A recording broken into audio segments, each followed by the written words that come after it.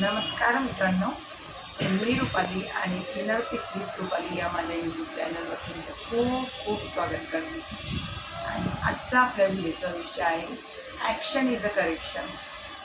तुम्ही जेव्हा ॲक्शन घेता ना, त्यामध्येच तुमच्या थोडी थोडी सुधारणा होते. आणि ती थोडी थोडी सुधारणा, ती डेली घेतलेली ॲक्शन एक दिवस तुमचं जीवन पूर्ण करून देते, पूर्ण करेक्शन झालेलं राहते. आणि तुम्हाला माहितीही नसते की तुम्ही ती छोटी छोटी डेली ॲक्शन घेऊन किती मोठी सुधारणा केलेली. आणि आज आपण कशी ॲक्शन घ्यायची, त्यामध्ये एफर्ट्स कसे टाकायचे आणि आपल्या टार्गेटपर्यंत कसं जायचं. पुष्कळ लोक टार्गेट ठरवतात, खूप लोक टार्गेट ठरवतात माहिती का.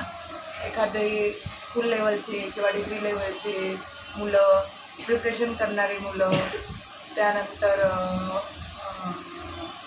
इंडस्ट्रीमध्ये स्टार्टअप करणारा एखादा उद्योगपती, कोणीही असो, प्रत्येकजण टार्गेट ठरवते. कोणी 2 वर्षाचं टार्गेट ठरवते, कोणी 3 वर्षाचं ठरवते, कोणी 4 वर्षाचं ठरवते.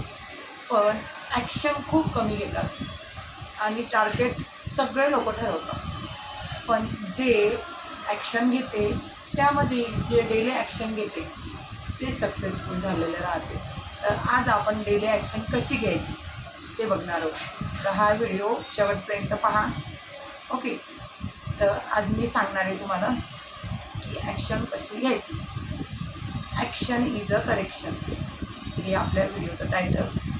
आणि आज मी दुसऱ्याचे एक्सपिरियन्स सांगण्यापेक्षा माझ्या जीवनातले एक्सपिरियन्स तुमच्यासोबत शेअर करणार आहे.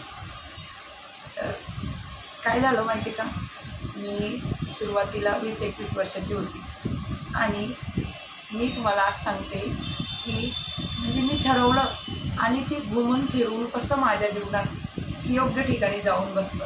तेव्हा तर मला असं वाटायचं की बाबा हे मी करायला आली होती, प्रिपरेशन वेगळी आणि होते वेगळंच.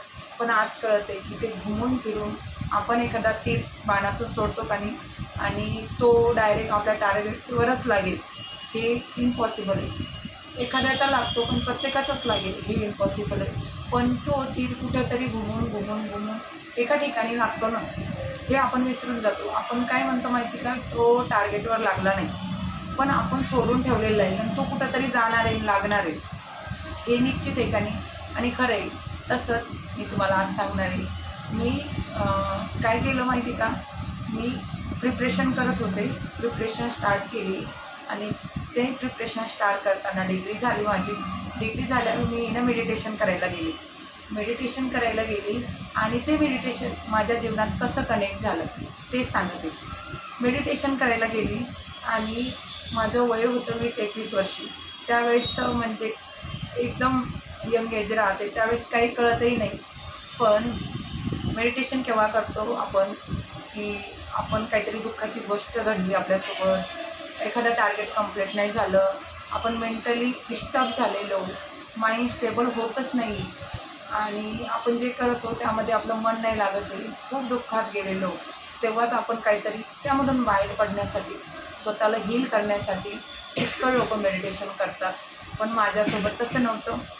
मी म्हणजे आधीच माझी फॅमिली आध्यात्मिक आहे आणि योगायोगानं आणि म्हणजे सुदैवानं माझं सौभाग्य की मी मेडिटेशन करायला गेली, जस्ट शिकायला गेली, मला माहितीही नव्हतं ते असं असते. गेली आणि ते 10 दिवसाचं मेडिटेशन केलं मी. 10 दिवस कोणासोबत बोलायचं नाही, फोन यूज करायचा नाही, काहीच नाही, काही नाही, एकदम स्वतःला समजायचं. आणि ते केलं तेव्हा तर वेगळंच वाटायचं, पण ते केलं आणि ते केल्यानंतर माहिती आहे का, ती हॅबिट डेली करायची सवय लागलेली. तर ते करता करता मी प्रिपरेशन तर करायचीच, पण ते करता करता हॅबिट लागली ना. मी आध्यात्मिक बुक्स वाचायची, मी बुद्ध आणि त्यांचा धम्म वाचला, मी भगवद्गीता वाचली, मी बायबल वाचलं, मी परत गुरुग्रंथ साहिबा वाचला, खूप आध्यात्मिक पुस्तकं वाचते मी जीवात्मा जगत के नियम वाचलं.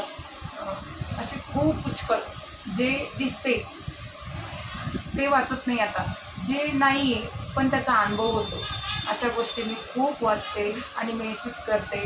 त्याच्यामुळं माझ्या जीवनाला एक वेगळं डायरेक्शन भेटलं. आज मी जी प्रिपरेशन करत होती त्यामध्ये मी 95% सक्सेस झाली.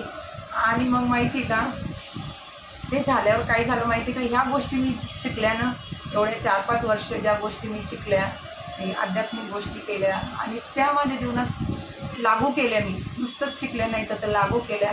माझं जीवन एवढं चेंज झालं, मी एवढी म्हणजे फुल झालेली आहे आणि खूप काही वेगळं नाही झालं, म्हणजे खूप करोडपती वगैरे नाही झाली, पण जे जीवन आहे ते खूप आनंदानं जगते, खुश राहून जगते. आणि आज मी एक टीचर आहे, तर जेव्हा मी टीचिंग करायला जाते, जेव्हा काही घडलेलं असते तेव्हा सगळेजण आमचा स्टाफ म्हणतो, मॅडम तुम्ही सांगावं.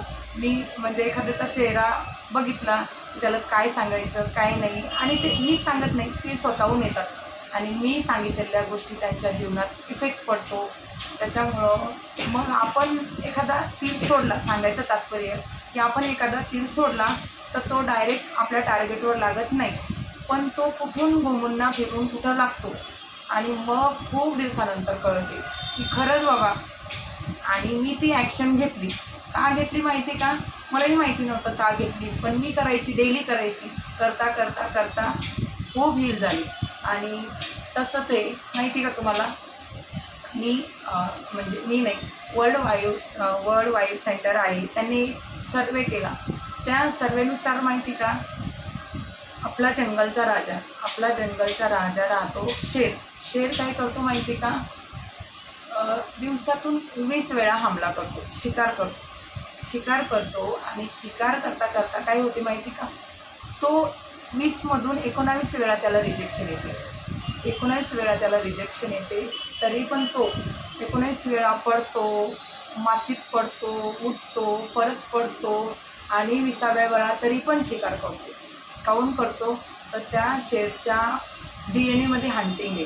तशी आपल्यामध्ये पण हंटिंग पॉवर आहे ना माहिती का. 20, 30, 40 हजार वर्षाच्या पूर्वी आपले पूर्वज असतील, त्या पूर्वजांजवळ असं स्पेसिफिक अलाराम टायमिंग असेल का, तेव्हा सकाळी उठायला का, त्यांचं 1 तारखेला पेमेंट होत असेल का, अशा ज्या सुविधा येतात असं असेल का, तेव्हा ते सर्वाईव्ह कसं करत असतील, कसं जगत असतील, ते शिकार करूनच जगत होते ना. आणि शिकार करत होते, आपल्या DNA मध्ये शिकार आहे ना. मग आपण शिकार करणं सोडायची का, आपण अजिबात शिकार करणं सोडायची नाही. आपण जर शिकार करणं माइंडसेट ठेवला, हंटिंगचा माइंडसेट ठेवला, तेव्हाच आपण ॲक्शन डेली घेऊ शकतो. नाही तर मग त्या शेरने जर ठरवलं की आता 19 वेळा रिजेक्ट झालो, आता मी कशाला करू, तो चालेल का. तसं आपलं पण आहे, आपण पण तसाच माइंडसेट ठेवायचा. आणि धीरूभाई अंबानी काय म्हणतात माहिती का, आयडिया आहे का नाही, कोणाच्याच घरची जहागीर नसते, कोणाच्याच दिमागात आयडिया येते ती परमनंट राहते का, ती येते निघून जाते. त्याच्यासाठी हंटिंग माइंडसेट ठेवायचा, त्याच्यासाठी सर्चिंग माइंडसेट ठेवायचा. म्हणजे आपल्याजवळ कधी काय येईल, आपल्या आजूबाजूला सगळ्या गोष्टी राहतात, सगळं आपल्या अवताभोवताला राहते, पण आपल्याला माहीतच नसते. आपण कॉन्शियस जगतच नाही, सबकॉन्शियसमध्ये राहतो, सुस्त झालेलं राहतो. पण तसं नाही आहे, आपण कॉन्शियस न जगायला पाहिजे. तुम्हाला माहिती का, ऑपॉर्च्युनिटी एखाद्याला प्लेटवर अशी सर्व केली जाते का, प्रत्येकाला त्याच्यासाठी स्ट्रगलिंग करावं लागते, ऑपॉर्च्युनिटी शोधावं लागतात.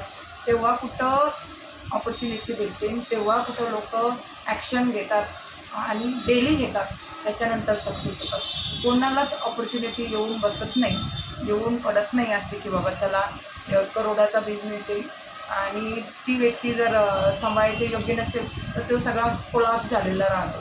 त्याच्यामुळे तुम्हाला प्रत्येकाला स्वतःचा माइंडसेट कसा ठेवावा लागेल, सर्चिंग ठेवावं लागेल, हंटिंगसारखं करावं लागेल. तेव्हाच कुठं जाऊन तुमच्या जीवनात सुधारणा होते. आणि तुम्ही जेव्हा डेली एफर्ट्स घेता, डेली ॲक्शन घेता, तेव्हा तुम्ही रोज काहीतरी नवीन शिकता, रोज तुमच्यात बदल झालेला राहते. आधीचा व्यक्ती आणि आजचा व्यक्ती, तुम्ही 6 महिन्यापासून सारखं डेली वर्क करता, डेली स्वतःवर करता. आजकाल स्वतःवर कोणीच काही करत नाही. आपण दुसऱ्याचं स्टेटस कशासाठी पाहतो आणि त्या टिक मार्क केलेलं आहे, मग इकडं नंतर आपण त्याला परत रिप्लाय देतो, कारण की त्याला माहिती झालं आपण पाहिलं म्हणून. आपल्यासाठी करतो का, इच्छा नसलं तरी रिप्लाय देतात लोक. स्वतःसाठी कोणी काही करत नाही, ते स्वतःसाठी करा. जेव्हा स्वतःसाठी शिकता, तुम्हाला रिजेक्ट करणारे खूप जण राहतात तुमच्याजवळ काही नसतं तर. तुम्ही जेव्हा स्वतः शिकता, तुमचं कम्युनिकेशन स्किल बेटर करता, तुमच्यामध्ये नवीन स्किल डेव्हलप करता, तेव्हा तुम्ही कम्प्लिटली चेंज होता. आणि जेव्हा तुम्ही चेंज झाले तेव्हा सगळेजण म्हणतात मग हे आम्हाला माहिती होतं हे छान होणार आहे. त्याच्यासाठी डेली वर्क करा आणि असेच तुम्हाला नवीन नवीन माझे व्हिडिओ आवडत असतील तर माझ्या चॅनलला सबस्क्राईब करा, लाईक करा, शेअर करा, कमेंट करा आणि खूप आनंदानं जगा आणि डेली ॲक्शन घ्या. Action is a correction.